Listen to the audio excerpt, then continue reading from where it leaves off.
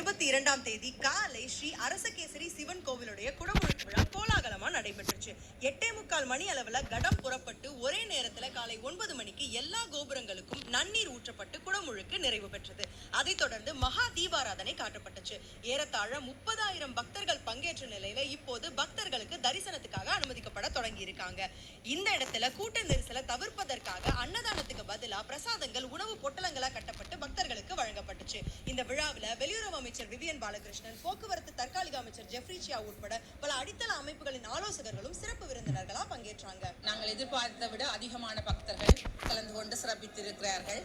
நிறைய நாட்களாக நாங்கள் தயார்படுத்தி பார்த்து ஒவ்வொரு இதுகளாக செய்து இன்று ஒரு நிறைவான ஒரு பெரிய ஒரு கும்பாபிஷேகத்தை எல்லா மக்களும் கண்டு களிப்பதற்கு ஒரு வாய்ப்பை ஏற்படுத்தி கொடுத்த அரசகேசரி சிவன் பெருமானுக்கு நன்றிகள்.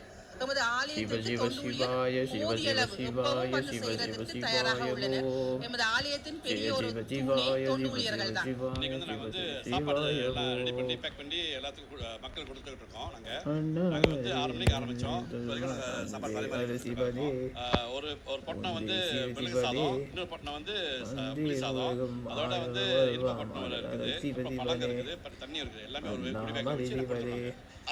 எங்கும் சிவனே இதிலும் சிவனே அண்ணாமலை சிவனே அண்ணாமலை சிவனே அருகும் சிவனே புரியும் சிவனே அண்ணாமலை சிவனே சிவசங்கர சங்கரனே